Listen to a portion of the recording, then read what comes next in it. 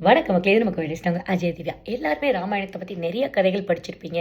அதுவும் ராமர், சீதை, லக்ஷ்மணன், அனுமன் அப்படின்னு நிறைய கேரக்டர்ஸை பற்றி படிச்சிருப்பீங்க. எவ்வளோ பேர் ஊர்மிளையை பற்றி நிறையா தெரிஞ்சுக்க விருப்பப்பட்டிருக்கீங்க. எனக்கு எப்பவுமே ஒரு க்யூரியஸாக தான் இருக்கும், என்னடா இது லக்ஷ்மணனை பற்றி இவ்வளோ வருது. எல்லா படத்துலையுமே பார்த்தீங்கன்னா ராமர், சீதைனா லக்ஷ்மணனும் இருப்பார். ஆனால் லக்ஷ்மணனோட மனைவி யார் அப்படின்னு தெரிஞ்சுக்க எனக்கு ரொம்பவே க்யூரியஸாக இருந்துச்சு. அவங்க தாங்க ஊர்மிளை.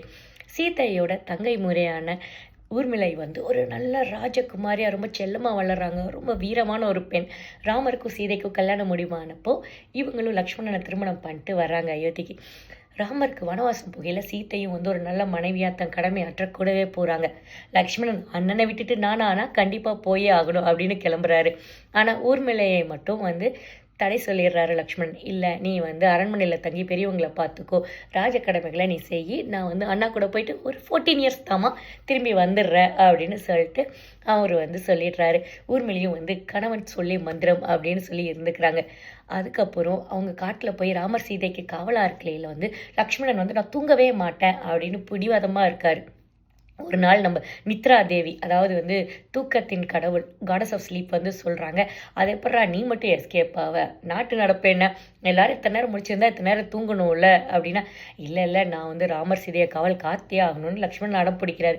சரி, உனக்கு ஒரு வரம் வேணா தரேன், உனக்கு பதிலாக யாரும் ஒரு ப்ராக்ஸி கொடு, நீ தூங்க வேண்டியதையெல்லாம் இன்னொருத்தங்க தூங்கணும் அப்படின்னு. நம்ம லக்ஷ்மணன் யோசிச்சு பார்த்துட்டு, எனக்காக இது செய்யக்கூடிய ஆள் ஒரே ஒருத்தர் தான், நீங்கள் வேணால் என் மனைவி ஊர்மிளைகிட்ட கேளுங்க அப்படின்னு சொல்கிறாங்க. ஊர்மிளை ஒரு செகண்ட் கூட யோசிக்காமல் கண்டிப்பாக அவருக்காக நான் அதை ஏற்றுக்கிறேன்னு சொல்லி 14 வருஷம் அவங்க நித்திரையிலே கழிக்கிறாங்க. இந்த வனவாசம் முடிந்து வர்ற வரைக்கும் தூங்கிட்டே இருந்து இவங்க திரும்பி வந்ததுக்கப்புறம் தான் கண் விழிக்கிறாங்க. ஊர்மிளை கண் விழிச்ச அப்புறம் தான் லக்ஷ்மணன் தூங்க போகிறாங்க. இப்படி ஒரு கதையை நான் கேள்வியே பட்டது இல்லைங்க. இந்த காலத்து பிள்ளைங்கிட்டெல்லாம் கணவருக்கு பதிலாக நீ ஏதாவது பண்ணுமா அப்படின்னு கேட்டால் யோசிச்சு தான் பதில் சொல்லுவாங்க. ஆனால் யோசிக்காமல் எப்பா ஒரு காதலுக்காக இவ்வளோ தூரம் பண்ணுவாங்களா அப்படிங்கிறது ஆச்சரியமாக தாங்க இருக்குது. இதை மாடர்ன் உமன் தாட்ஸில் பார்த்தா பல கேள்விகள் எழுப்புதா எனக்கு. ஆனால் ஒரு கணவன் மனைவியோட உறவு, ஒரு சாக்ரிஃபைஸ் அப்படின்னு பார்த்தா, அப்பா இதை விட ஒரு பெரிய காதல் கதையை நான் உண்மையாலுமே கேட்டதே இல்லைங்க. இனிமேல் ராமாயணத்தை பற்றி படிக்கலை, கண்டிப்பாக ஊர்மிளையும் ஞாபகம் வச்சுக்கோங்க.